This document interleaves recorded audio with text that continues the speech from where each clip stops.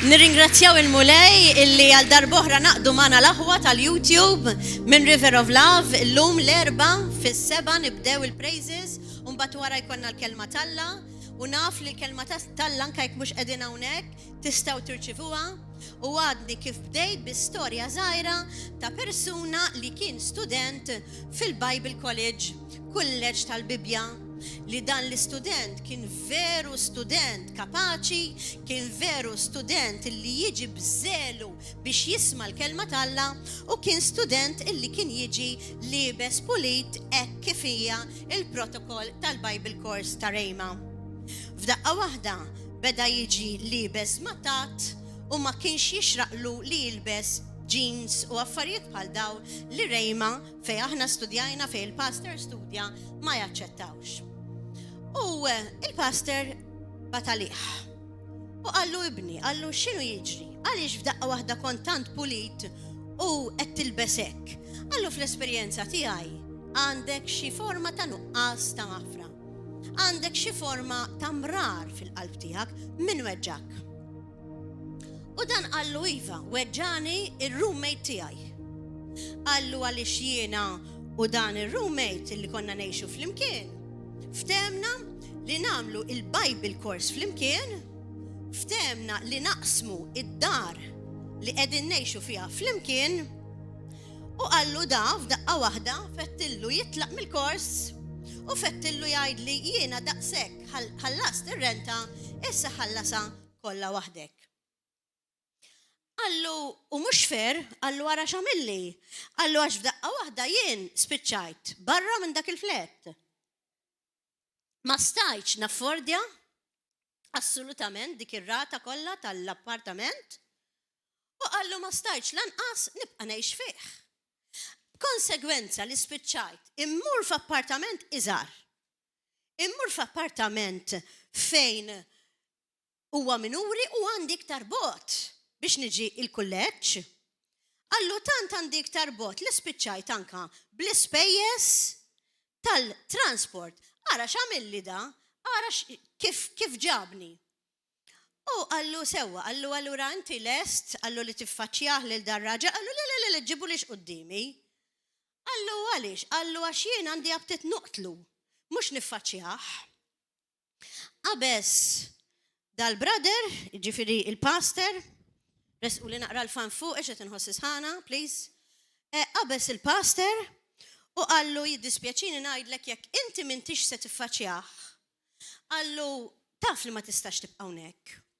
Għax inut li toqgħod tiffaċċja n-nies fil-Knisja u nut li toqgħod tagħmilha ta' future evangelist meta inti għandek in-nuqqas ta' maħfra fil-qalb tiegħek. Għallu għażel, jew tiffaċċjah u jiena ngħinek tiffaċċjah, għallu jew kella tista' titlaq il-barra minn fejn ġejt. Dan ir-raġel bis-supervja tiegħu ma rridx jiffaċċjah għax kienet diġà qed tbejjed l-unforgiveness fil-qalb tiegħu l-imrar għal dak ir-raġel. Mhux sew wara x'għamilli. U ġara li kellu jitlaq mill-Bible Course minħabba fekk.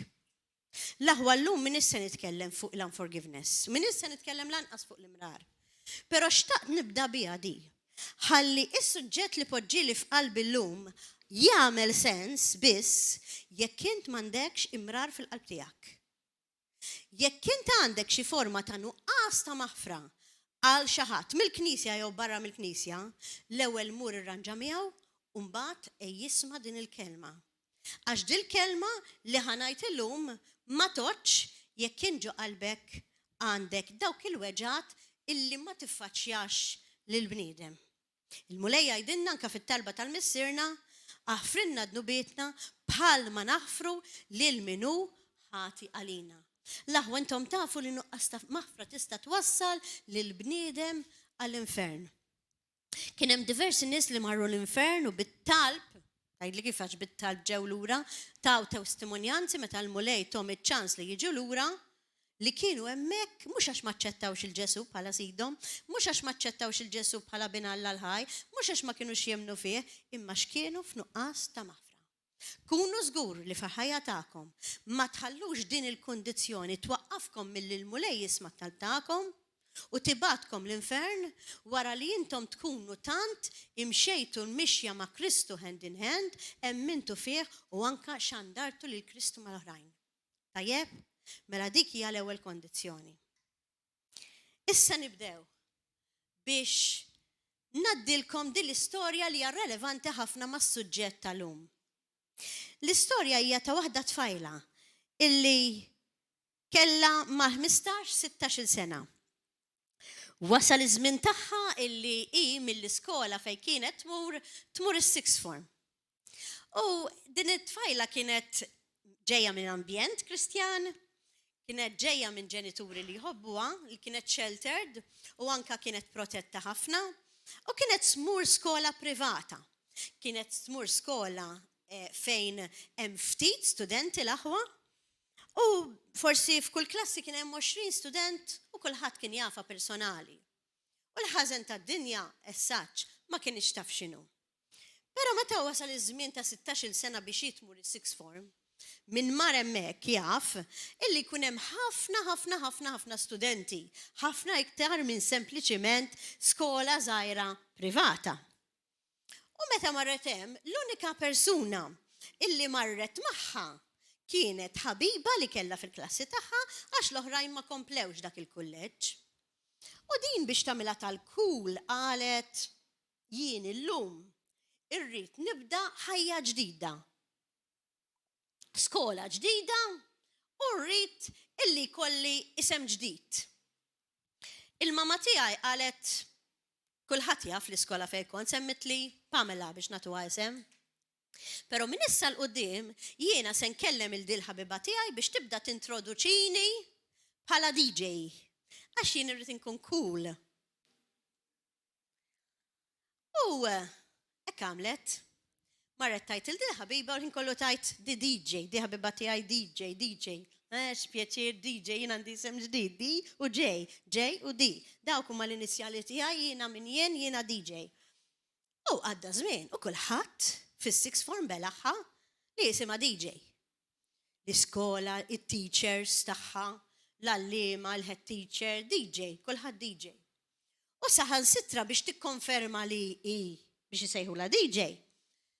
Għamlet anka ġakketta, jisa speċi ta' uniformi, bil-DJ fuqa, t-shirts kollha bl-embroidery DJ, jekk mur l-sports, libsa tal-sports bil-DJ, u kulħadd, DJ, hello, kontenta. Il-balala, nista' ngħidilkom, għax ma kellix idea tal-konsegwenzi kemm ħajkunu kbar fuqa. Mela darba minnhom għadda kważi sentejn. Kważi kienet se tispiċċa l-kors. U dit tħossa ma tiflaħx. U kellha d-deni.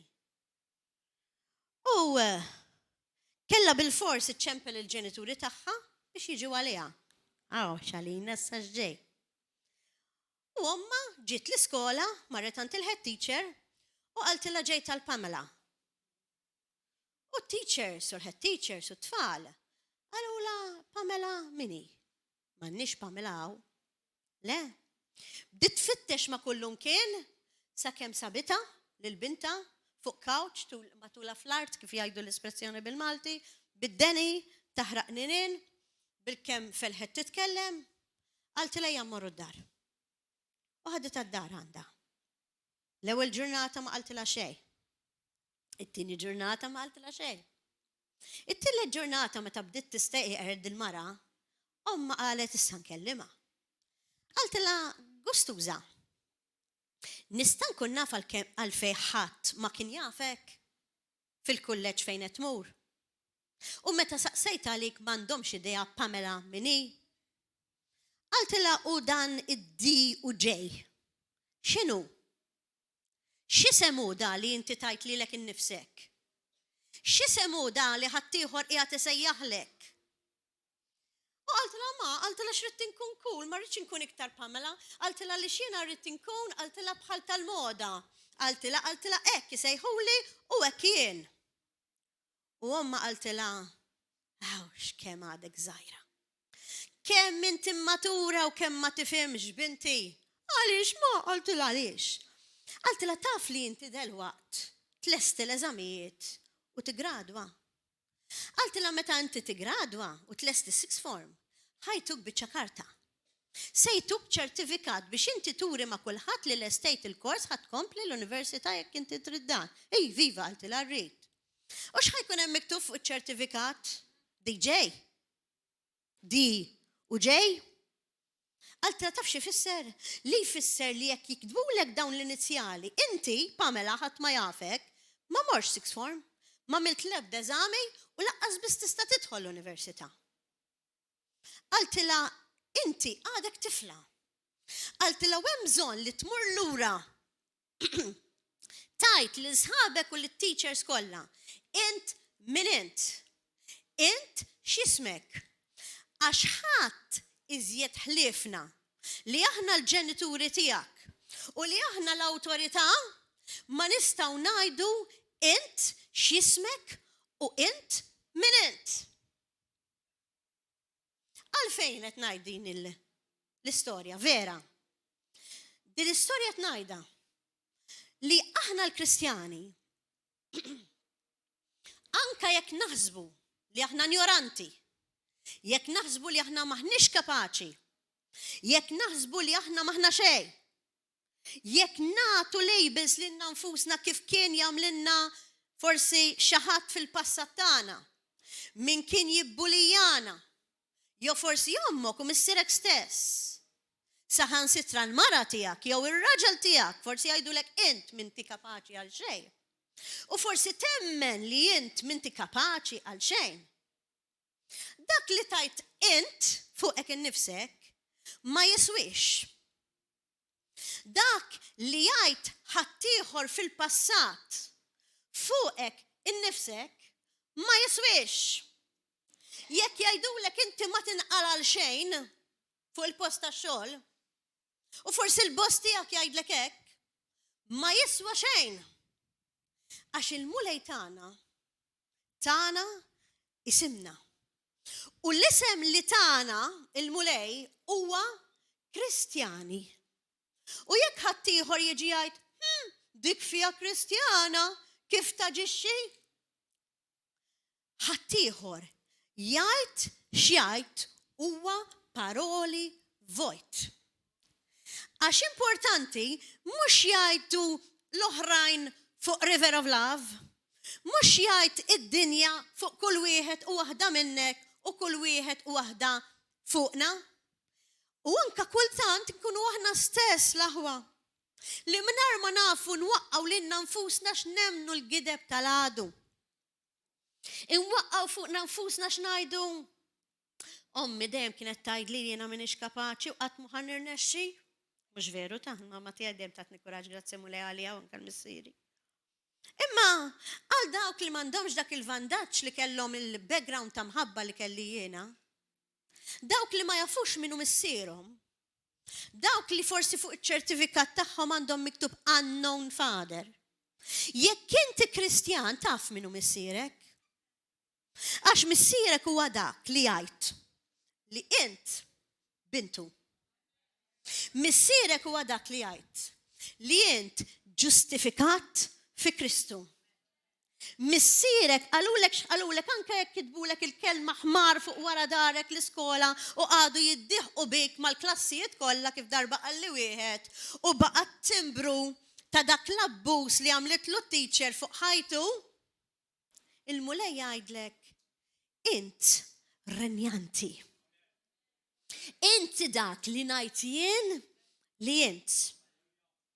Il-mulej jgħidlek u nut li tipprova tbiddel ismek għax min għalik tkun cool. Tkun xi blaħ. Tagħtix titli lilek innifsek fuq kondizzjonati fuq il-passat tiegħek. Għax qabel ma ċċettajtni bħala sit ta' ħajtek, int kont persuna mod. U llum int għandek identità ġdida. U kunu żguri, ejja nkunu żguri li ma nħallu lil ħadd jieħdilna l-identità tagħna fi Kristu. Il-mulej jgħidilna li int jekk aċċettajtni veru bħala missierek u qed tgħix kif ngħidlek jien u m'għandekx nuqqas ta' maħfra f'qalbek, imma tgħix kont kif jien ngħidlek li għandek tgħix bimħabba l-oħrajn u li inti tifhem li s-saħħa tiegħek kif għattilkom ftit ilu mhix fil-ġisem imma fl-ispirtu, allura int il-melħ tal-art.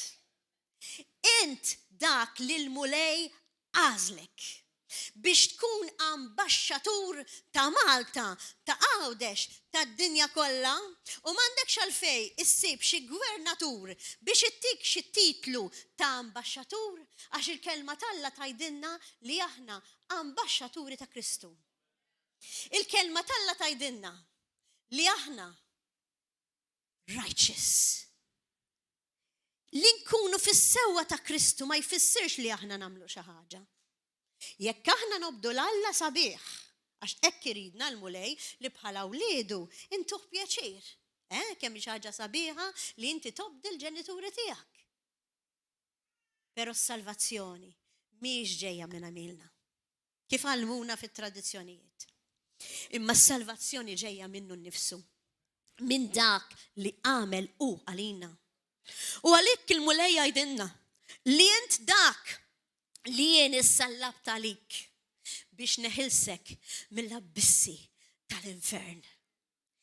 In dak li int meħlus u m'intix iktar makkes fl-abbuż li inti taħseb li int għax iċ-ċirkostanzi ta' ħajtek kienu f'abbuż. Forsi meta kont żgħir kont abbużat sesswalment mingħand il-kuġina, mingħand it-tejju, whoever. Forsi anka meta inti kbirt fi żwieġ tiegħek ir-raġel tiegħek beda jsawtek u jgħidlek li int minn ħadd u int minn xejn. Ftakar li dak li jgħid ħadd ieħor huwa biss fruwa f'għajnejn Alla. Din hija l-kelma li poġġieli f'qalbi l-mulej. Għajdilhom iqumu qawma fuq tagħhom u ma jħallu l-ħadd jieħdilhom l-identità tagħhom fi Kristu. Għax l-għadu ix-xitan jabbuża minnek meta jarak li inti għadek imdejja, għadek tajt għandi xortija ħażina, jien l-affarijiet dejjem jiġuni bil-kontra u kutrum bajsa. U l-mulej jgħidlek, x'kutrum bajsa. Jekk inti tara lilek innifsek fl-ispirtu, tara gwerrier, tarak bl-armatura, tarak li għandek l-autorità biex tkeċċi lil kull xitan u kull bniedem li juża fismi. Qumu fuq tagħkom, għarfu intom min intom, għaliex ma jistax ikun li jiena jkolli Kristjani telliefa. Jekk inti taħseb li inti telliefa x'hekk qalulek fil-passat, jew hekk kont temmen li int. Il-mulej jgħidlek li int vittorjus. Int vittorjuża fija. U għandek il-bib spalankat tal-ġenna miftuħ għalik għax int aċċettajtni bħala s-sit tiegħek. Tatix kas id-dinja, tatix kas it-lablib tan-nies.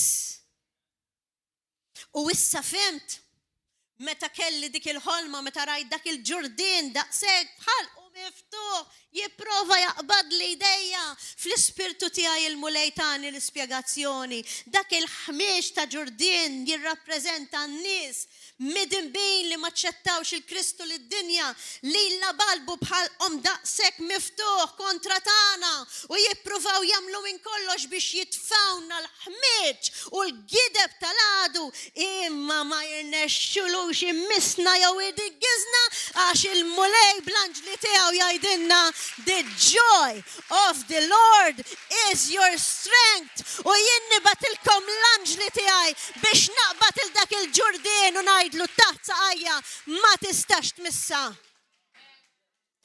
Dak l-Alla tagħna.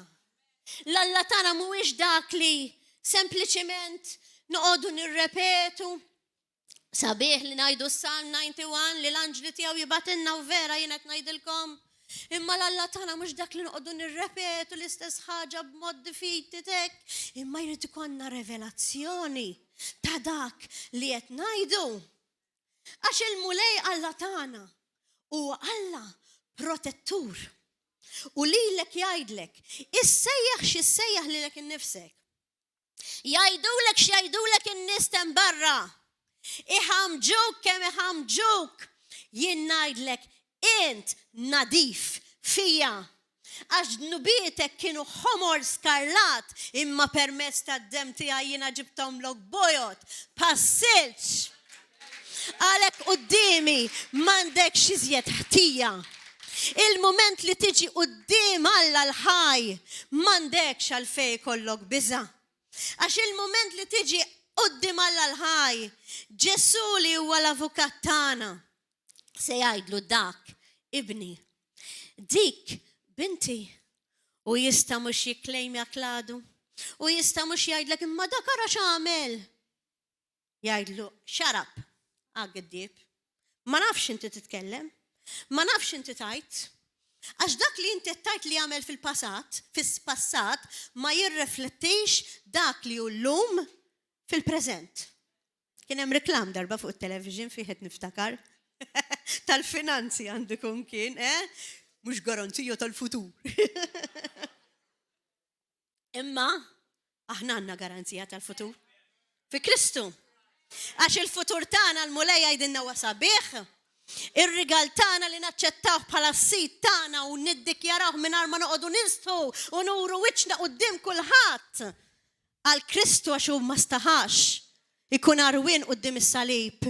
Il-mulej jgħidilna li għandek garanzija ta' futur għax għandek futur ta' mħabba eterna assoluta li d-dinja ma tafxini, għax aħna d-dinja ma tafxini l-imħabba hija l-mulej, l-imħabba hija Kristu u għandek garanzija ta' ferħ assolut għal dejjem. Dak huwa l-futur tagħna, mhux il-finanzi, mhux djar nibnu, għax il-mulej jgħidilna biex ma nibnux djar tal-ġebel, ma nibnux djar fuq ir-ramel li ma jiswew xejn u magen kollha fruha.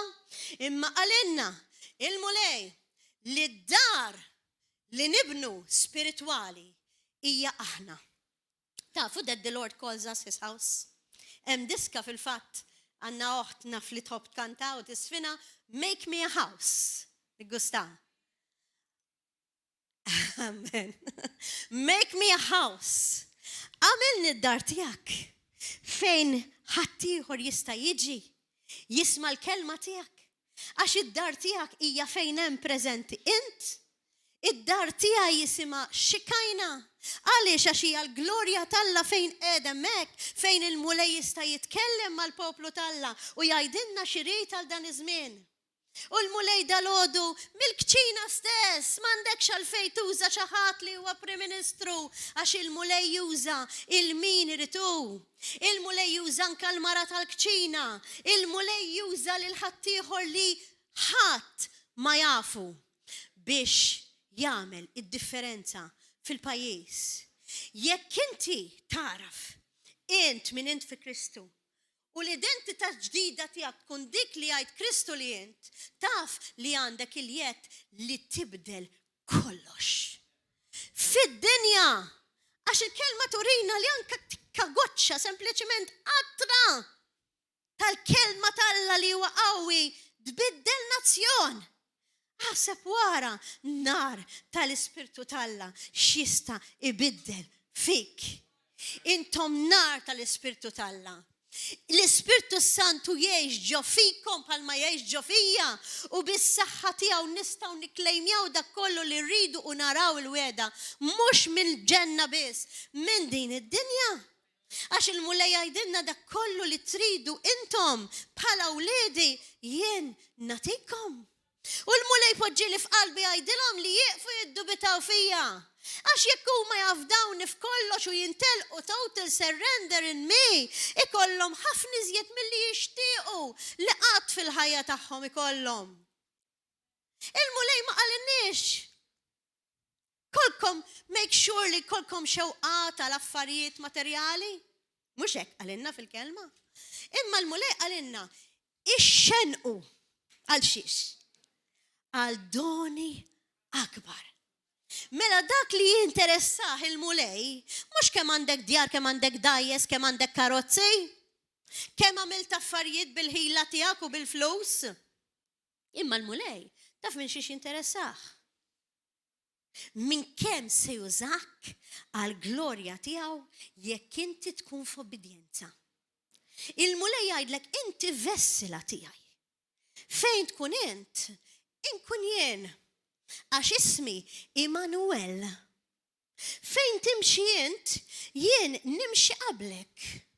Jien wedkom, u hekk qallhom lill-apostli u l-disċipli li għalkemm jiena sejjer, għalkemm semmur fil-ġenna, pero minix se nħallik il-tema. U dik hija gidba meta tħossok waħdek tax-xitan. Mhux veru li inti waħdek, għax jekk għajnek jinfetħu għall-ispirtu tara letteralment leġjun ta' anġli d-darba, mhux ta' xjaten.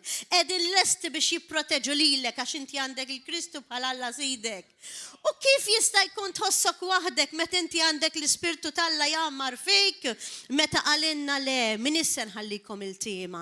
Anka jekk inti il-tim fin-natural u forsi ma qatt ma kont taf il-ġenituri tiegħek, il-mulej qallek le, mhux se nħallik, anka jekk kom tinsal-bin, anka jekk missier, bye bye. Imma jien ma ninsek qatt. U jekk aħna nimmeditaw fuq dan il-kliem siwi u sabiħ u verità tal-kelma talla, inkunu nafu li aħna għandna kollox. Because our God is whole. Il-mulej tagħna huwa utopja. Dak kollu li d-dinja tipprova tfittex u ma ssibx. Il-mulej tagħna huwa sħiħ, huwa whole. Huwa sabiħ, mhux sabiħ għax fil-wiċċ jew fid-dera biss, sabiħ fil-versens tal-kelma żbuħija, minn kollox żbuħija, mhux mid-dera ma mill-qalb. Għax il-kelma talla turina li mingħajr Kristu l-aħwa, jekk hawn xi ħadd li għadu qatt ma ċċetta l-Kristu bħala binalla l-ħaj, il-qalb tal-bniedem il-mulej jgħidilna, m'għandix il-kwotazzjonijiet kollha xallejthom la dira, imma l-qalb tal-bniedem hija kollha mħassra. Il-qalb tal-bniedem hija kollha maħmuġa.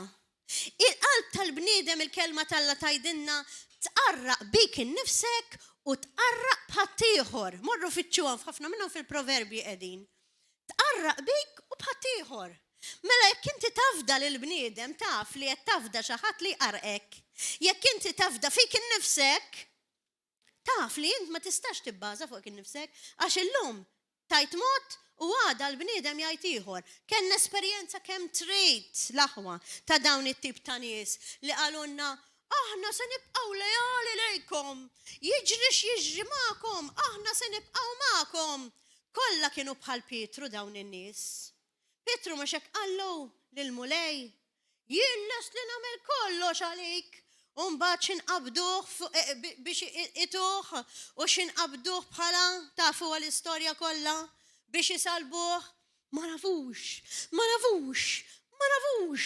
Id-den is-serduq kellu profesija, ma nafux, xorta ma nafux dan. Il-bniedem mingħajr Kristu huwa bħal Pietru. U Pietru kien ma' Kristu. Aħseb wara dawk li mexux miegħu u dawk li ma jafux. Għalhekk ngħidilkom dejjem f'kull kritika, kull kelma ngħidilkom misħut huwa dak li jafda fil-bniedem u mbierek dak li jafda fil-mulej. Għax dak li jafda fil-mulej, l-aħwa, taf x'jiġrilu, tidu tkunu tafu x'jiġri. Jekk intom taqdu l-kelma kollha minn Ġenesi s'Apokalissi, jara xi ġmil ta' kelma, gold. Aħna renjanti, aħna sinjuri fi Kristu. Jekk intom taqbdu dik il-kelma u tixtarruha mill-Ġenesi sa l-Apokalissi, naraw illi meta il-bniedem huwa talla u sab ruħu f'diffikultà, il-mulej dejjem immanifesta fil-ħajja tiegħu biex jagħtih imbuttatura u kuraġġ. Jew personali, jew bax l-anġli. Naraw, illum se nitkellem fuq Gideon.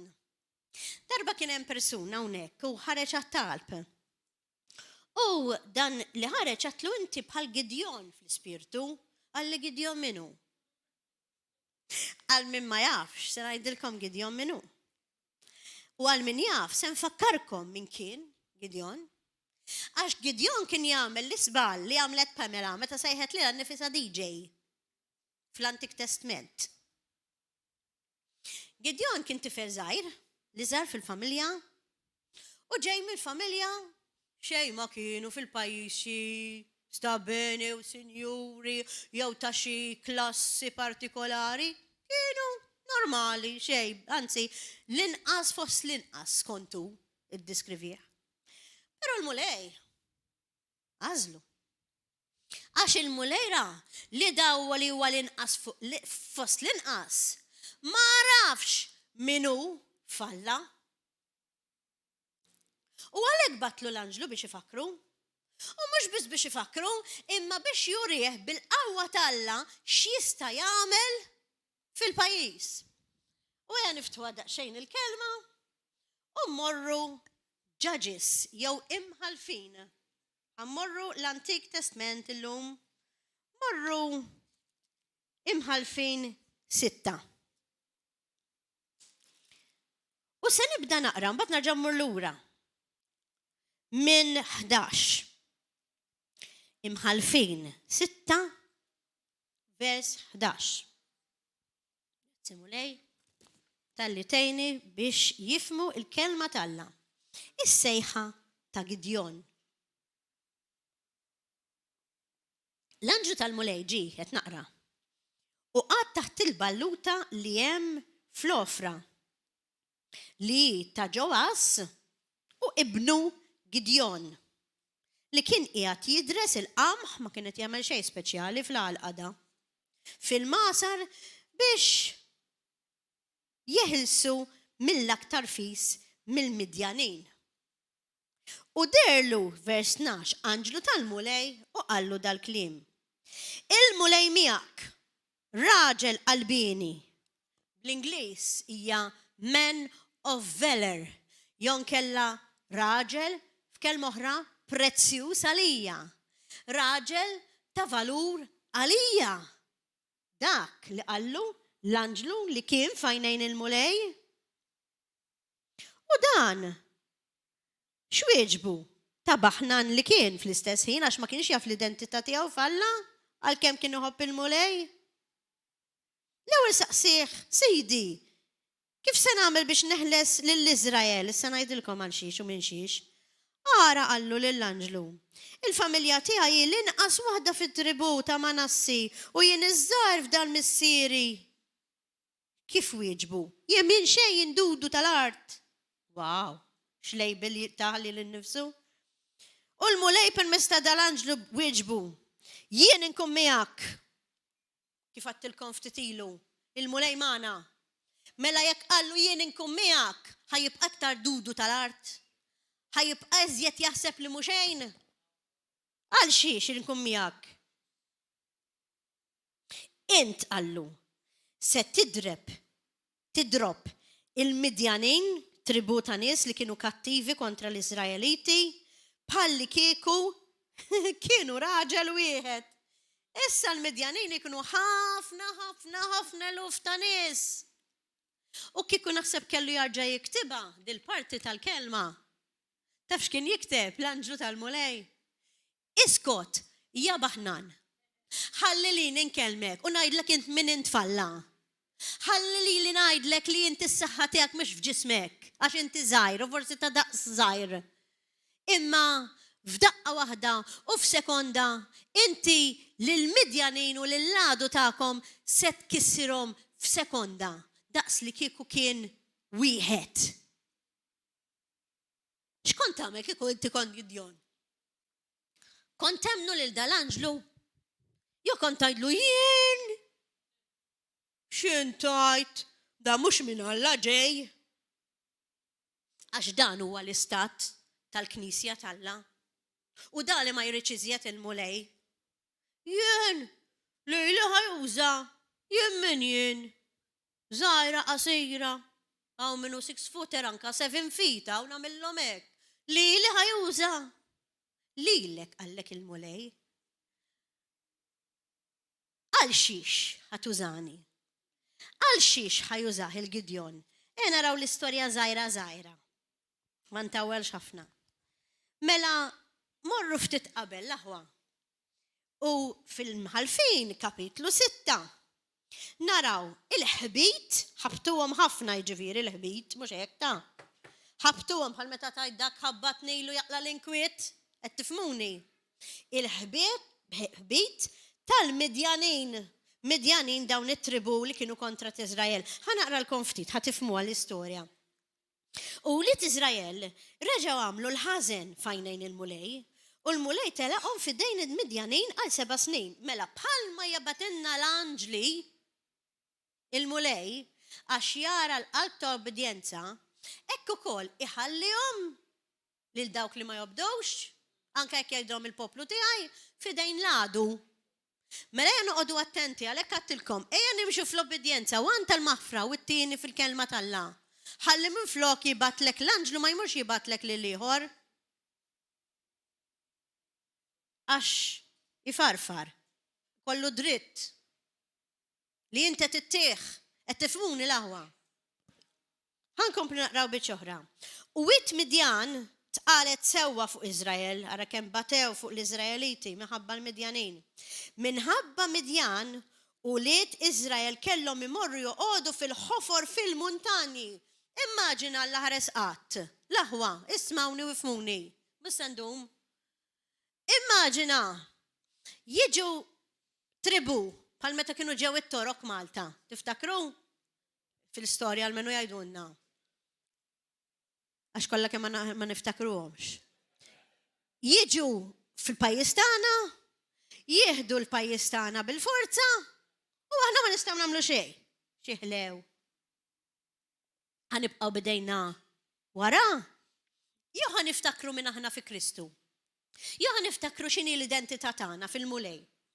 Ħankompli naqra biċ oħra. Minħabba Midjanu li mela Iżrael kellhom imorru joqogħdu fil-ħofor tal-muntanji.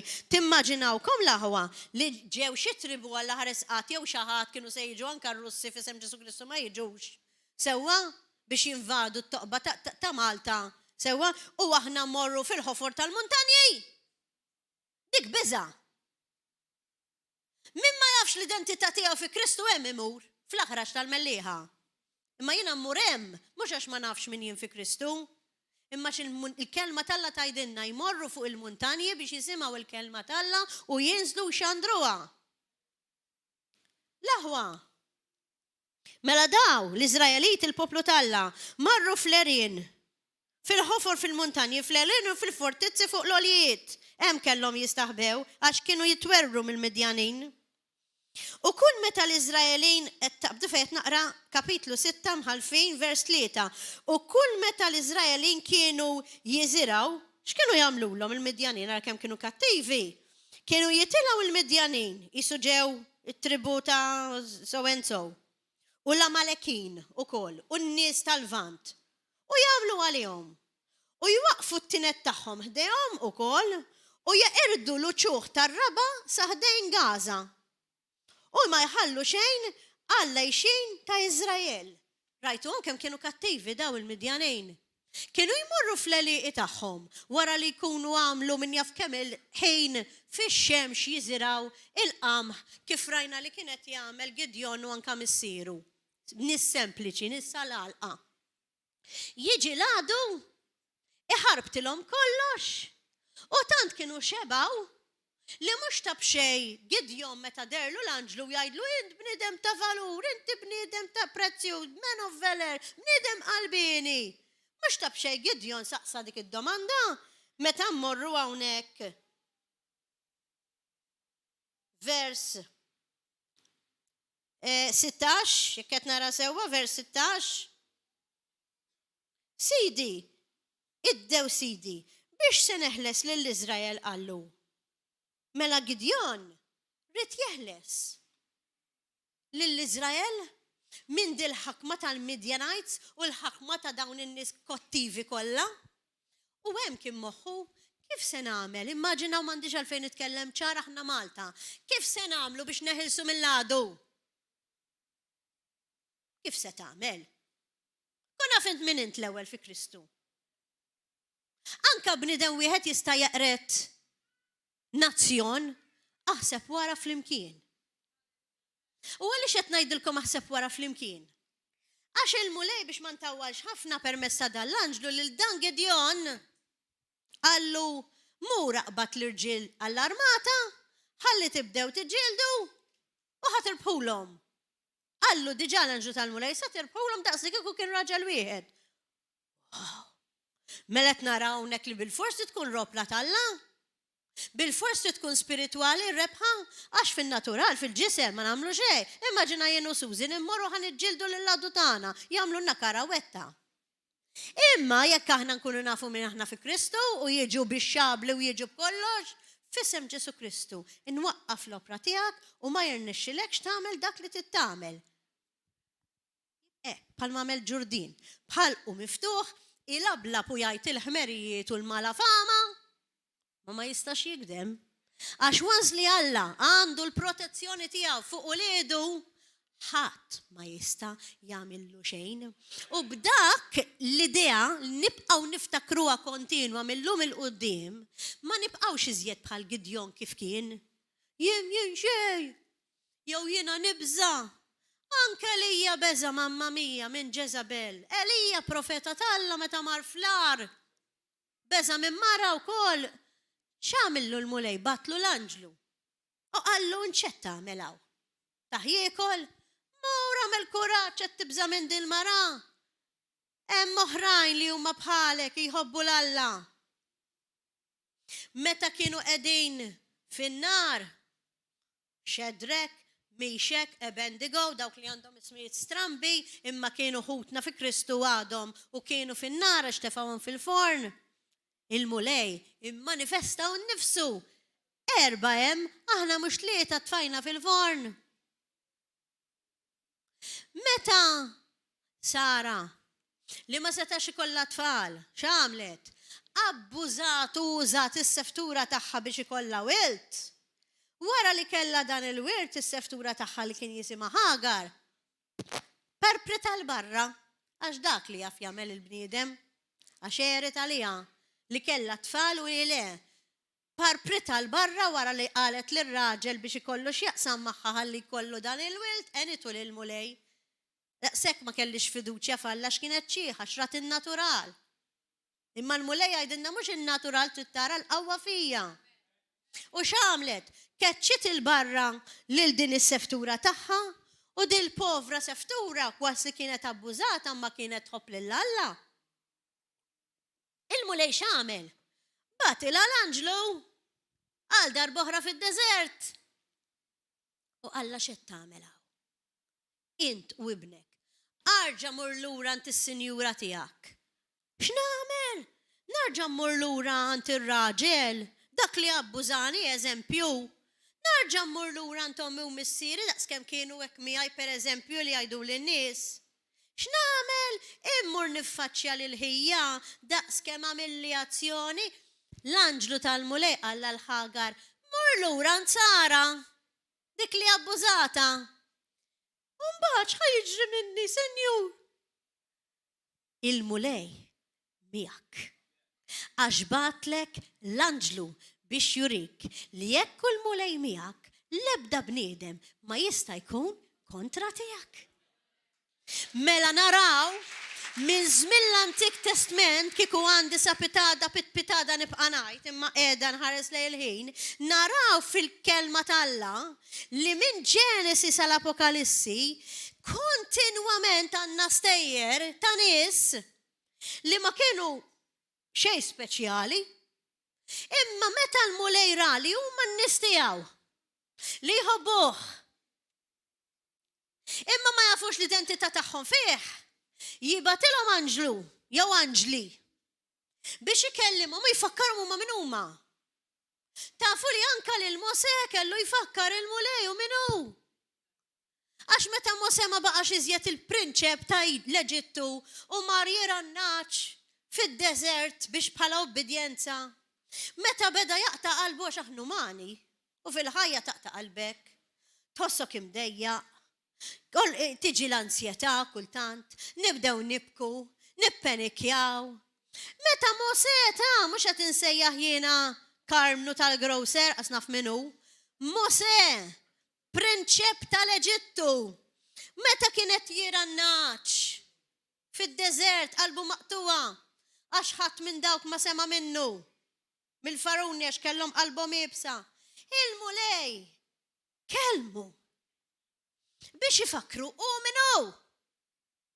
Biex ifakru li hu kien u għadu u jibqa' prinċep anka jekk hu iddeċida li jitlaq minn dak l-ambjent li hu trabba fih u rih li hu prinċep iktar qawwi għax huwa prinċep tal-mulej.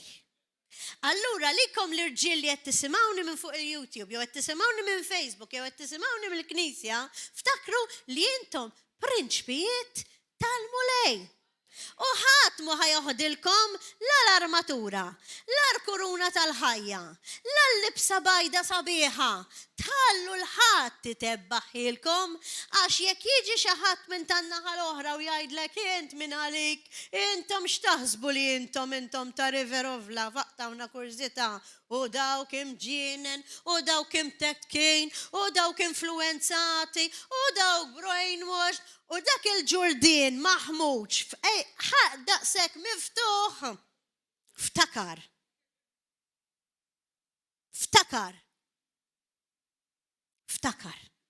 l-identità tiegħek fi Kristu. Ftakar that you are more than a conqueror in Christ. Bis-saħħa tiegħu. U bħalma nasna l-menu nispiċċaw l-istorja ta' Gideon. Ħanaraw x'ġara. Morru kapitlu 7.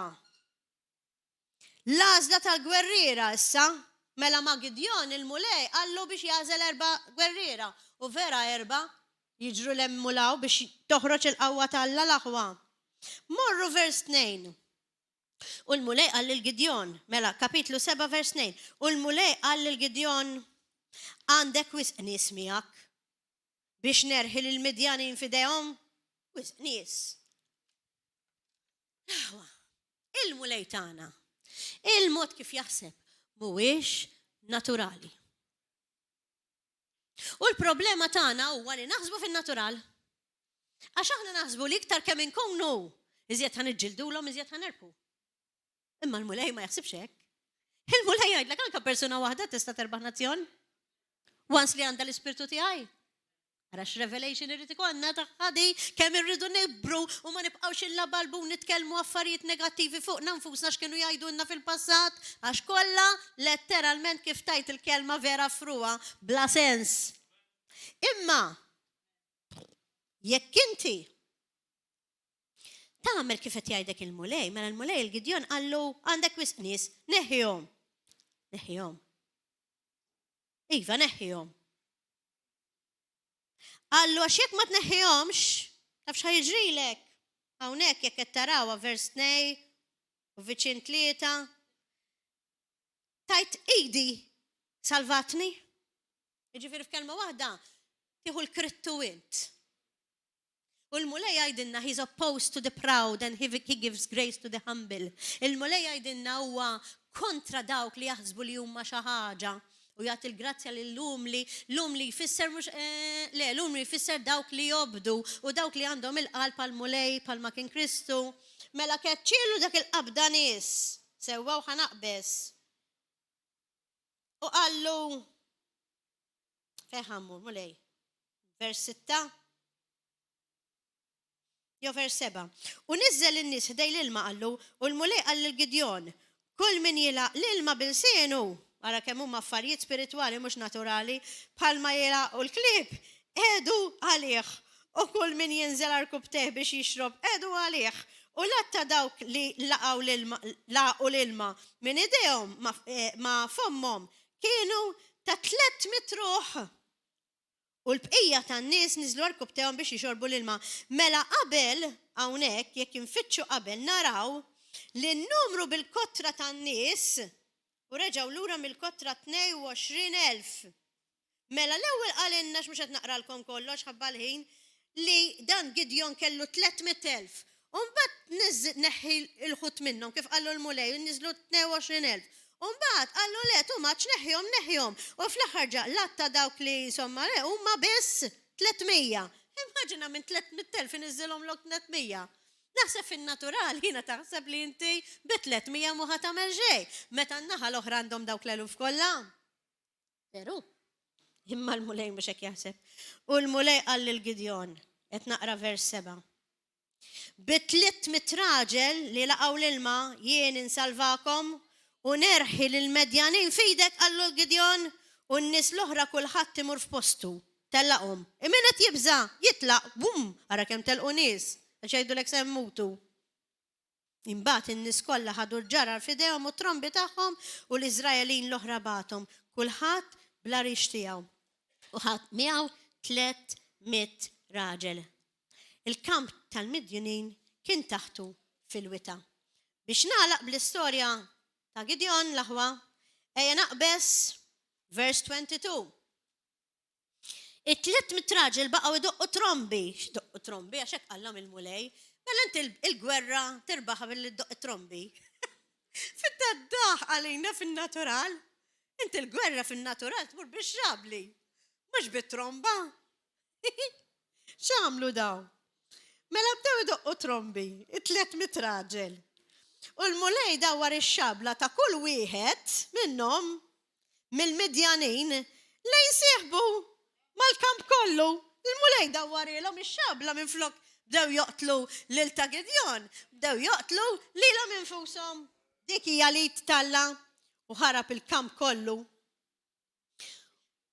U minn Neftali u Asar u minn Manassi kollu nġemgħu in-nies ta' Iżrael u għamlu għal wara l-Midjanin u mbagħad fl-aħħar il-min qatlu, in-naħa ta' Gidjon. L-aħwa ibqgħu għall-aħħar ftit tal, please titilqux. U qatlu ħanaqra issa minn vers 25. Gidjon u sħabu qabdu ż-żewġ prinċpijiet ta' Midjan li kien jisimhom Oreb u Zeb, ara ħadd minnkom ma jsemmi lil xi ħadd bħal dan. U qatlu lil Oreb fuq il-blata għax ma namduhomx. U qatlu lil Oreb fuq il-blata ta' Oreb u lil Zeb ħdejn il-masar ta' Zeb u baqgħu sejrin għal wara l-Midjanin u ġibu l-irjus ta' Oreb u Zeb lil Gidjon lem mill-Ġordan. Mela Gidjon spiċċa iħares lejn l-irjus tal-gbarat tiegħu. Alleluja. U da kollu kien possibbli permezz ta' xiex? Tal-Ispirtu talla. U permezz li kellu jibatlu l-anġlu biex ifakru. U minu? Ħalli permezz tek jola l-fuq u jkun jaf ma' min qed jiġġielet, kif għandu jiġġielet u jara r-rebħa. Mela llum maħniex qegħdin fl-Antik Testament l-aħwa. Imma qegħdin fi żmien 2022. Il-mulej għadu l-istess dak iż-żmien, il-bieraħ, illum u fil-futur. U l-mulej jgħidilna illi aħna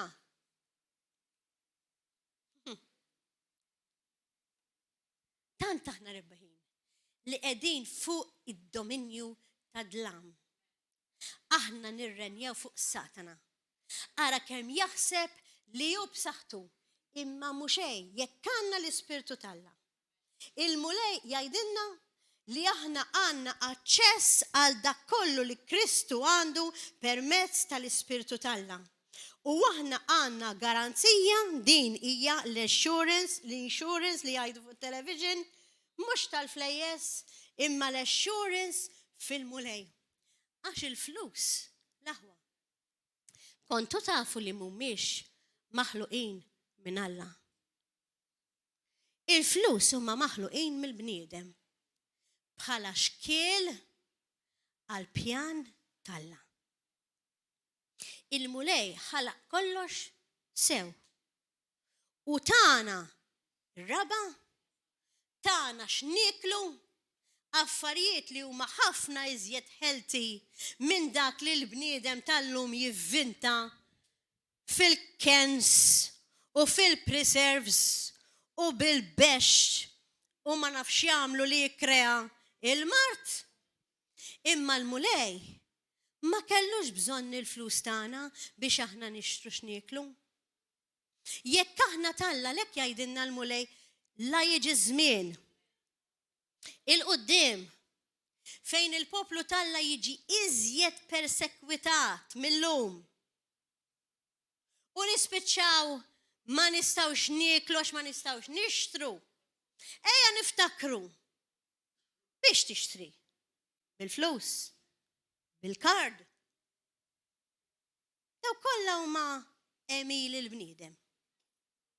Mela jekk aħna ftakru di nagħlaq biha xi fil-futur issa, garanzija tal-futur. Nafu li l-kard u l-flus ma kienux f'moħħ il-mulej. Imma f'moħħ il-mulej kien biss l-obbedjenza tagħna leħu li għandna l-ispirtu tiegħu fina u nistgħu nagħmlu kollox bih. Once li fl-aħħar ta' żminijiet nibqgħu f'dik l-obbedjenza fil-maħfra ma jkollniex imrar. U nibqgħu niffukaw fuq l-ispirtu Talla u mhux biss jibatilna anġlu, taħseb wieħed ħajbatilna. Imma jibatilna l-anġli jiġi hu nnifsu. Taħseb li ħajħallina bil-ġuħ, jekk provdinna minn dejjem, mhux se jipprovdin issa. Mela ma nibqgħux nibżaw, għax jekk ma nagħmilx dak li jgħiduli l-awtoritajiet jew xi ħaġa jekk ma nagħmilx dik u l-oħra nkella nispiċċa bil-ġuħ. Laħwa, ejja nitilgħu f'livell iktar għoli u narfu li aħna għandna iżjed minn biżżejjed fi Kristu f'dak li jagħmelu u ejja nagħmlu kuraġġ għax kieku l-mulej kellu jkun hawnhekk issa u hawn qiegħed bl-ispirtu tiegħu jitkellem se jgħidlek qum fuq tiegħek. Qumu bil-wifqa. Ja mara, ja raġel ta' valur. Qumu bil-wifqa. Ħalli nagħmlu ġest profetiku li aħna nemnu dak li l-mulet jgħidilna. Għax li nibqgħu bil-qiegħda nisimgħu il-kelma sabiħa mingħajr ma nieħdu azzjoni. Hija xi ħaġa li l-mulej jixtieq li nibdlu. Il-mulej illum qed jgħidilna ħafna affarijiet imma sa hawnhekk wasalt anke ħabbalin tagħna. Qumu fuq tagħkom l-aħwa. U għarfu li mingħajri ma tistgħu tagħmlu xejn. Ma tistgħux tagħmlu xejn bil-ħila tagħkom. Ma tistgħux tagħmlu xejn bil-ħila ta' fluskom. Jekk jiġi hawnhekk l-iktar wieħed sinjur fostna kollha forsi jkun xi miljonarju, ngħidlu ma tista' tagħmel xejn mingħajr il-mulej. Imma jekk jiġi hawn l-iktar bniedem fostkom li għandu spirtu qawwi fih u jħobb il-mulej għax qatta ħin miegħu dirett u jarfu bħala missieru u għandu dik ir-relazzjoni tant intima miegħu b'tali mod m'għandkomx għalfejn. B'tali mod illi tidher fl-ispirtu fjamma tħeġġeġ. Dak se jkollu ħafna aktar qawwa mill-ieħor li huwa biljonarju, mhux miljonarju, biljonarju. Għalhekk jekk din il-kelma niżlitilkom għasel illum. Nagħmlu ġestandima li ma tlajniex bir-rata Talla f'dak il-livell li narfu minn aħna. U bqajna ngergru fuq nfusna, ngergru fuq l-oħrajn, bqajna ngħidu affarijiet ta' self-pity. Nagħmlu ndima mill-qalb. U ngħidulu mulej Ġesu. Nisma' min jixtieq. Mulej Ġesu, nirringrazzjak ta' din il-kelma sabiħa ta' kuraġġ li inti tajtni biex naraf jien min jien fik. Grazzi mulej li inti tajdli li jien għandi r-rebħa anke jekk ma narajiex fin-natural. Grazzi mulej li inti qed taħdem għalija u ma tħallinix waħdi anke jekk fin-natural forsi ma narax. Ejni mulej biex nara l-affarijiet mill-lenti spiritwali tiegħek. Grazzi papa. U għaffirli ta' kemm il-darba ddubitajt fik. U minn issa l-qudiem niddeċiedi li nindem ta' kemm il-darba ma tkellimx dak li int tajt li jien. Ta' kemm il-darba tkellimt affarijiet ta' fruqa u negattivi skont il-bniedem u skont il-moħħ tiegħi. Mulej Ġesu, grazzi tal-li tini l-moħħ tiegħek Grazzi tal-li l-memorja tiegħi hija mbirka. Grazzi tal-awtorità li tajtni fismek.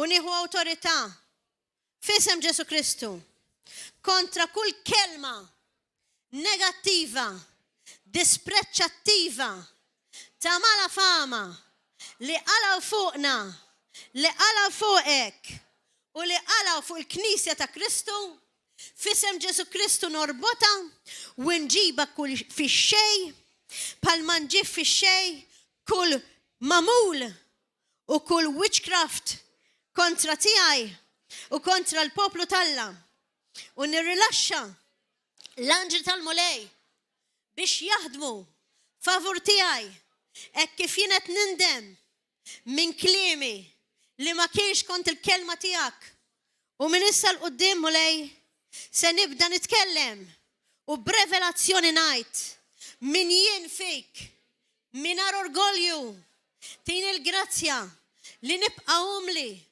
obbedjenti li naħfer il-mina mill-iddeni bħal maħfirtint mulej. Illum inġeddet għal dawk speċjalment li qatt m'għamlu l-Ġesu bħala sidhom u intom ġedduha twemmen tiegħi f'Ġesu Kristu bħala binalla l-ħaj. Impoġġi is-sit tiegħi f'kollox, anka fi kliemi, anka fl-identità tiegħi u l-mod kif jiena naħseb u ngħid min jien. Mulej Ġesu, impoġġik is-sit tiegħi f'kollox. Jiena nemmen fik bħala binalla l-ħaj. Nemmen l-passjoni ħarxa tiegħek.